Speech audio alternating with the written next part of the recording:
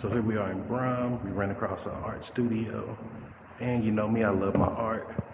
So we wanted to check it out.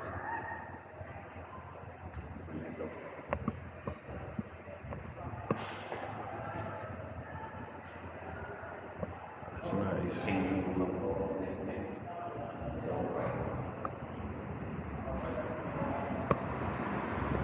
And it goes up here to the ceiling.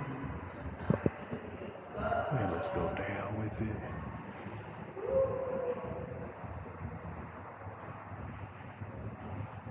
Really cool artwork.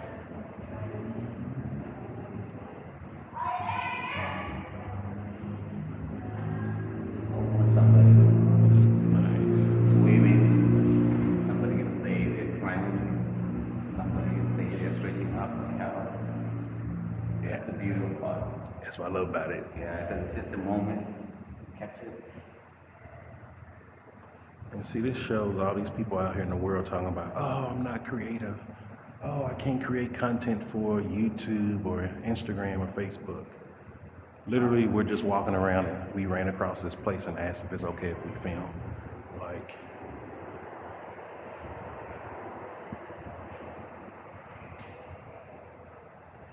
creativity is in the eye of the beholder.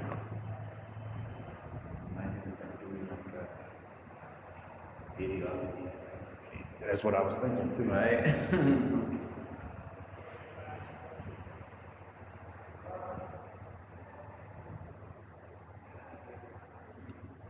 Or doing something where it's like art meets hip hop, Yeah, to where Yeah. you're doing a song around each piece from your perspective. yeah, yeah. Ooh, this is crazy. That is nice. This is crazy. I like this. Move back some of that on That the is just shadow. insane. That's really cool. This has to be my favorite piece so far. It's crazy, like.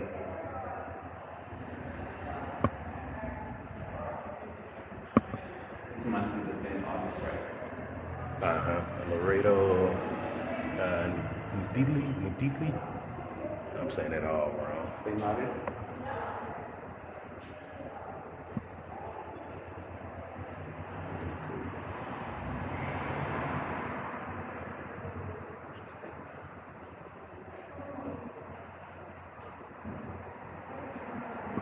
Another one from Laredo.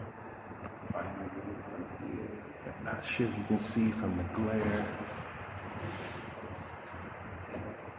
It might come through when I upload it. It might not. If not, come to South Africa and look at it for yourself. I can't give you everything now. So the name of the show is called Identity and Community. So I curated the shows. I'm an artist manager and like a curator and basically creative within the art space.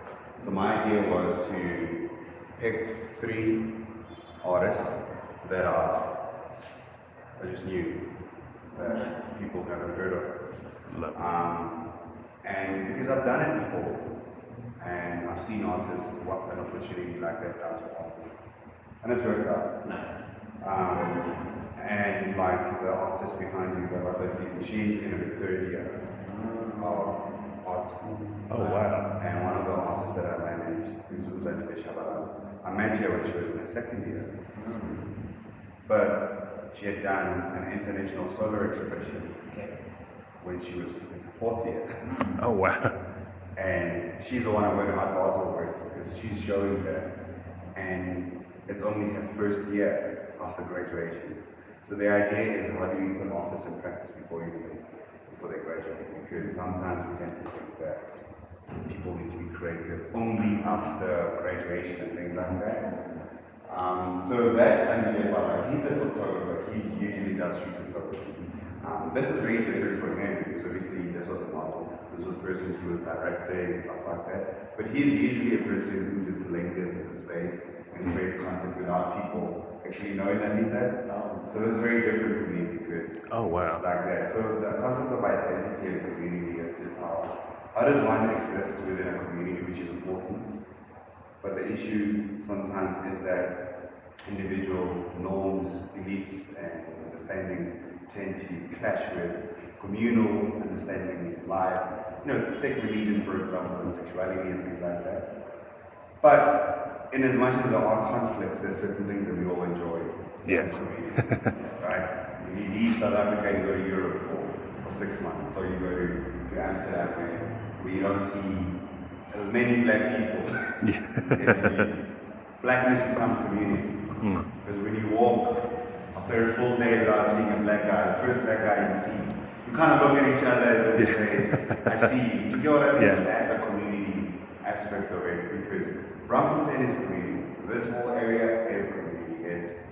It's a physical identity. It's students that don't have money to go to the restaurants, but they can chill outside, smoke a joint, whatever it is they do. That's their community, right? But individually, they have their own identity. They study something different because of who they are. So this video is so close to my heart because of my friends, I'm the only one. I'm a lawyer by profession, but I'm the only one whose identity has led me to the art. So I thought to do something like this, and this text was by an artist called Mind Gift. So there's 4 artworks about the same artist.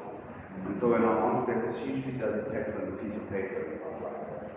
So I said, but your studio is text all over it. How'd you do it in a gallery? And she's like, I would love to do that, And put scaffolding out, and she did this, and I think I like it because there's this misconception of what we call street art existing on the external wall. So bring it inside. So it pays homage to its importance, and essentially I love this. And I'm so sad that we have to clean over this. You guys just caught the last day of the show. Yeah, so we have to clean over this. I want somebody to document it because one of the things that I'm really passionate about is archiving. Because I think most of our stories have been told, and now there's no authority. Right? There's no one who was there. There's nobody who's captured that image. Because what we're doing now, what you're doing is archiving, right? And that's so important because that's why sometimes people do question history from the back of society. What is beautiful about this exhibition is usually you know exhibitions like this was like just black people, young black people who didn't just come to look at art, but they also want right? And that shift to me is important to see young people firstly acknowledge the importance of art by being in the space, which I call owning the space. Because that's how you own things. I'm present in them. So my name is Toko on Instagram, San Blanca. So San Blanca is S-O-N, is the son of. My surname is Blanca. So it's like paying homage to my roots, my family, my surname, right? So this space is most likely going to be called Gallery San Blanca, which is not like me, but me because of the son that came before me. So quite excited to launch officially in February. Yeah, February. Yeah, we're going to do an entire facial launch. Yeah. So all invited, one invited. Just like you walked in, if you see it, you can come in. My biggest thing is build it. If you build it, they'll come in. So just build something for people and let them take ownership of it. So there's no like appointment or anything like that. You just come in. I had a few young boys, 10-year-olds. When they came here, they started to skate in the room. For me, that was just like a sense of ownership because to think about it, historically, galleries are spaces that just young kids can walk in and feel so free that they're like, oh, can I skate here? And then I'm like, yeah, go ahead. When they've overdone, I'm like, okay, now you're good. So it's an exhibition that's really close to my heart. So when did this all? This has been running for 3 weeks now. So it's done, it's race. So we're going to close, freshen up the space. We're going to start renovations in January. The space is yeah. There's a big art fair happening in Cape Town around the 17th of Feb. So we'll be looking after that.